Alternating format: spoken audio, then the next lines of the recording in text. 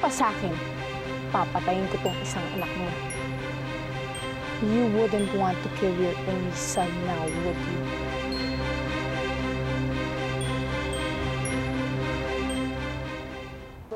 Ayaw ko na maulit to. Hindi kayo dapat umalis sa pwesto ninyo hanggat hindi dumarating ang kapalit. Nakakaya. Sayang ang opportunity. Ito nga pala yung plate number sa sasakyan na ginamit mo. Sana naman this time, huwag na kayo magpabaya. Sorry ulit, Mr. Valiente. Tutuloy na kami.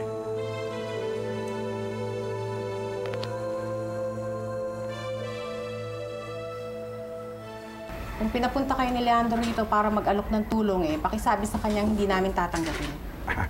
Hindi na ho namin kailangan ng mga tulong niya na isinusumbat pa niya. Hindi yun ang sadya ko rito.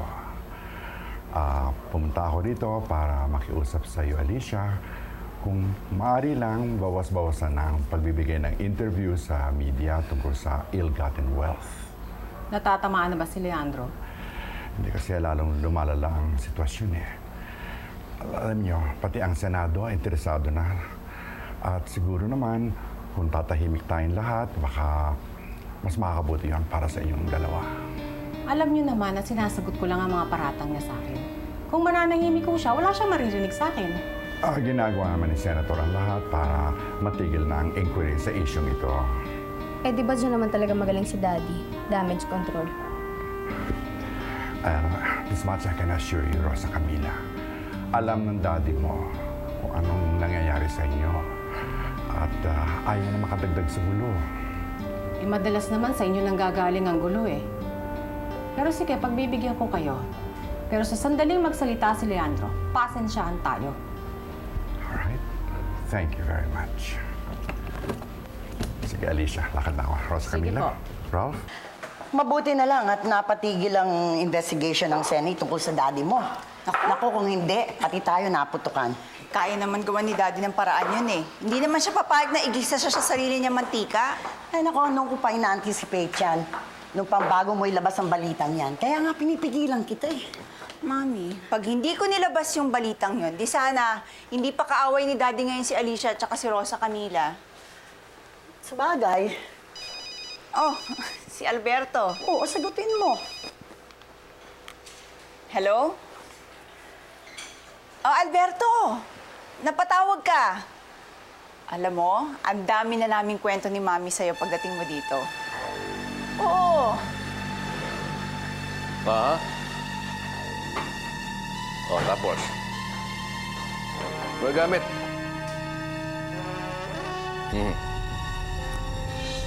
Tapos? Ganun ba? Uy, Alberto, anak! How are you? Good, good. Marami lang deals na isarado sa Hong Kong, Cambodia, Mexico. So ano bang kakwento niyo sa akin? Baka mamaya mas marami pa akong nalalaman sa mga nangyayari dito kaysa sa inyo. Guess what? Bumalik na kayo kay Daddy. Naku, and this time, it's for real. Kasi kaaway na ni Daddy si Alicia at saka si Rosa Camila. Well, mabuti naman. Natauhan na siya sa mga pagkakamali niya. Ano? Ready ka na ba? Gusto mo makita si Daddy? Pag na muna siguro. Hindi pa ako ready. Sabihin na natin I like my status right now. Isang multong tinatatakutan ni Leandro Montemayor.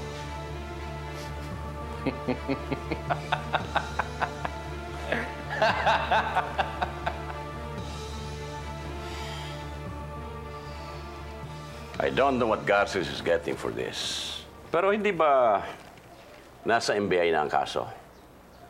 Bakit hindi na lang natin hintayin na mag-prosper ito at i-file sa ombudsman? Siguro naman mas maraming important issues na dapat ninyong tutukan. A Senate inquiry will just be an exercise in futility. I know. It's just part of his political agenda to push through with his plans to run for vice presidency.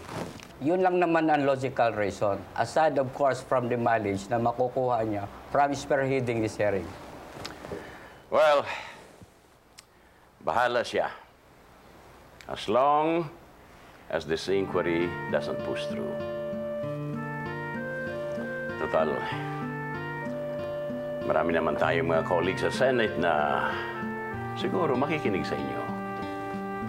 Majority pa rin ang opposition. And kindly relay to them my simple request. You know, I can be very grateful. Marunong akong tumanaw ng utang na loob. Alam na namin yan. Hello? Eto nga ho siya. Talaga ho? Nakita daw nila si Phoebe tsaka si Charlie. Anong address?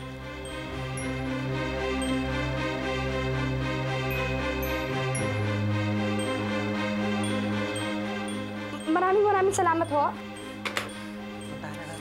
Kung sana nga nakita na nila si Phoebe, ang daming tumatawag dito, wala namang nangyayari. Eh, malay naman natin. Maraming nasisigaw doon sa reward na binibigyan ni Leandro. Yung iba nangiinis lang.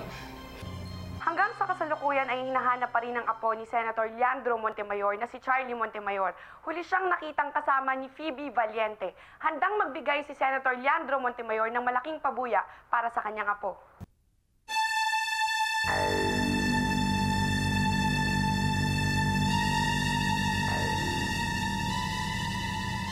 Amanda, alam ko nag-exert ka ng effort, pero hindi ako happy. Why, Tito Tomas? Bakit pangalawa na lang ako sa survey? How did this happen? Baka naman naniwala sila sa drama ni Romina. Hindi ako papayag niyan, Amanda.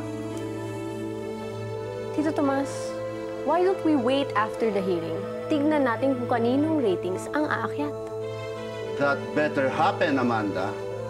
Tito Tomas, it's all in the timing. Why don't we wait pagbalik ni Nestor dahil meron akong pinaasikaso sa kanya na alam kong makakatulong ng malaki sa pagbagsak ng Romina na yan. Okay. Act on it.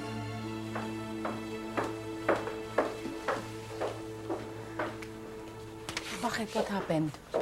High blood na naman. Ganun naman talaga yan, di ba? So what's new? Okay na ba, Tomas? Ito yung sa club, hindi ba? Oo. Yan. Okay yan. Sige. Good. Lola, ito nga po pala. Guada, tumawag sa akin yung isang staffer ni Congressman Vidal. Meron pala kaming meeting dapat kaninang tanghali. Ang dami daw dumating. Ang tagal daw naghintay. Tapos hindi ko pala alam yon. Bakit hindi mo man lang sinabi sa akin yan? Inuna mo pa yung ABN News. Kasi Lola, 2 days ago, tumawag po sa akin yung isang staff ni Congressman Vidal. Pinapa-cancel ho, kaya... And how sure are you na Congressman Vidal si staffer ngayon? Ha? Uli-uli, ayoko mangyayari yan. You have to check up on things. Pasensya na po, marami po kasing trabaho, kaya hindi ko po na-check. Kaya sinasabotahin na tayo, hindi mo pa alam. You know, you cannot ignore the importance of these people. They are the backbone of our party. Ayoko na mauulit ito, ha? Naku, asikasuhin mo yung trabaho mo. Please, kung si Rosa Camila nga... Huwag niyo ako ikukumpara sa babaeng yon. Oo. Then do your job well.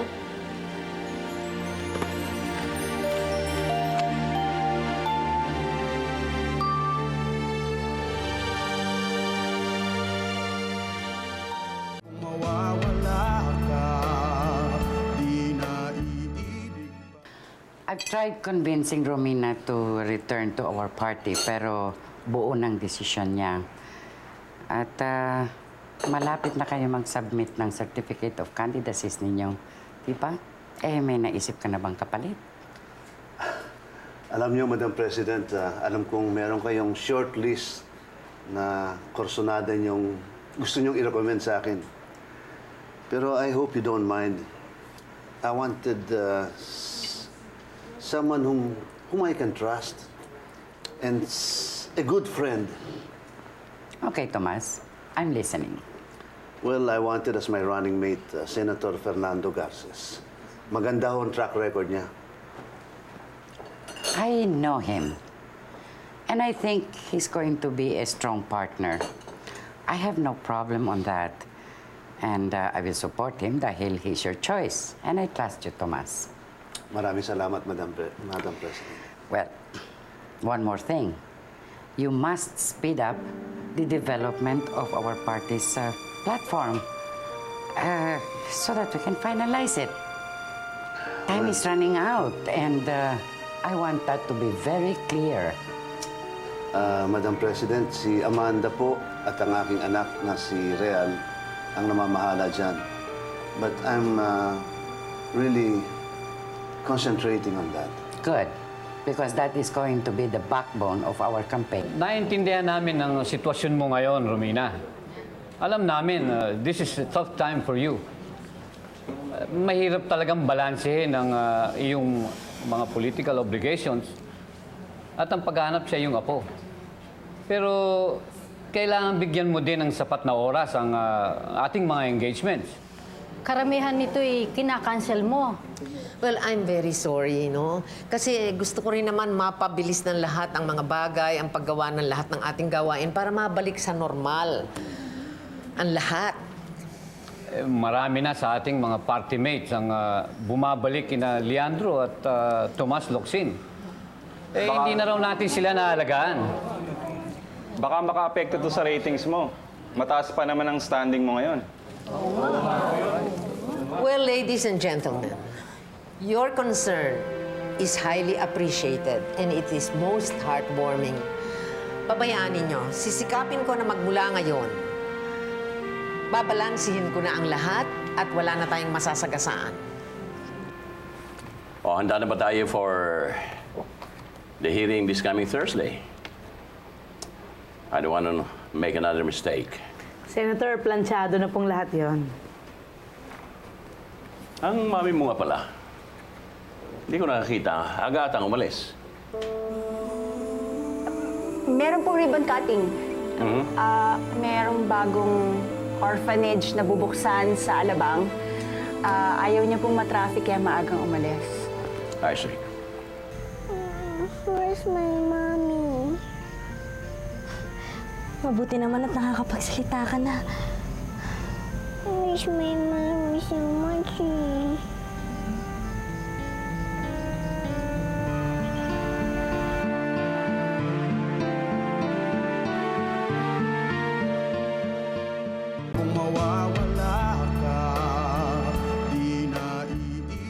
Ladies and gentlemen, we would like to present to you today our official Vice Presidential candidate, none other than Senator Fernando Garces. Congratulations. Thank you. Congratulations. Thank you. Thank you. I'll hope for everyone's support. Sisingaw at sisingaw talaga ang usok. Kahit gaano mo ito itago. Well, Garces got his end of the bargain. Ang walang hiya. Lumapit pa yan sa akin at nakiusap na kung pwede raw, lilipat siya sa ating partido. I want to know this man's move. Paimbestigahan mo ba? Wala akong tiwala sa mga ngiti ni Garces. Ngiting aso. Baka kung ano naman ang kinakahul niya ang kinaloksin. At isa pa, Asturias. May alam ka ba kung bakit laging wala dito sina Iluminada at Ernestina sa bahay? Marahil, Senator, dahil bumalik na si Paloma and they're giving her the proper attention. Sana nga.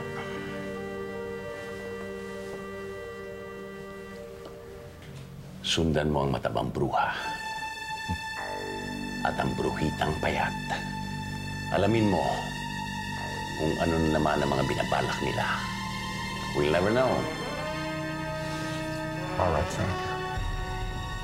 Baka may nakita kayong bata, ito yung retrato niya. Mga ganito sa kaliit. Sige, maraming salamat. Salamat. Rafael, din tayo siguro banda. Oh. Oh, sumasakit? Okay ka lang? Kaya mo pa ba? Kaya ko pa.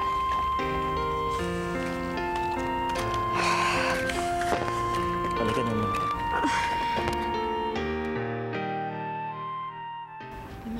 May nakita ba kayong gantong bata?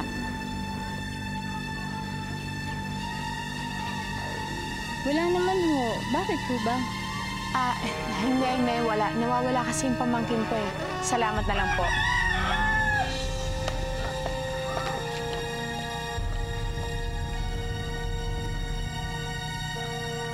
Nahanap daw niyo yung pamangkin niyang nawawala.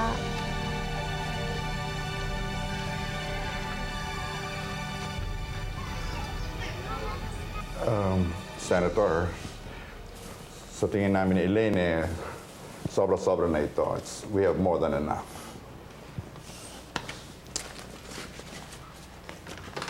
I remember last year, sa party natin kina Alicia. Napakasaya.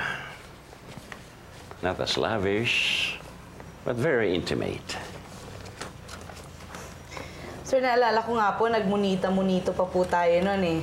And then si Charlie naka-costume ng Santa Claus, tapos siya yung nagbibigay ng mga gifts sa ating lahat. Yeah. Well. Oo nga pala. Regalo pa sa akin ito ni Rosa Camila. A Christmas gift. Look at that. Oh, how time flies. Alberto naman, may tiwala ng daddy mo sa amin, no? Nasasakay lang kayo nun. Para mamaya hawak niya kayo sa leeg. Alberto, tulungan mo naman ako. Kasi ayoko na magkita si Rosa Camila at saka yung anak niya. Patulong naman sa mga tauhan mo. Hanapin natin yung anak ni Rosa Camila. Pagkatapos, pag nauna tayo sa paghahanap, o di itago na natin. Sige. Your wish is my command. Talaga, ha? May nabanggit ba sa intelligence reports niya na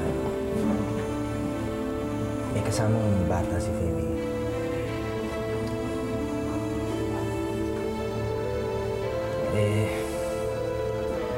Baka naman pwede tapatin niyo na kami. So far, tanging si Mrs. Valiente pa lang ang nakikita ng mga witnesses. Ano mo, ibig mo sabihin? Maaaring may masama na nangyari sa anak mo. Kaya Rosa Camila, inihiling ko sa iyo na ihanda mo ang iyong sarili. Hindi pwede may mangyaring masama. Rafael, hindi pwede may mangyaring masama kay Charlie. Gawin niyo lahat ang magagawa niya. Hindi pwede may mangyaring masama sa anak ko.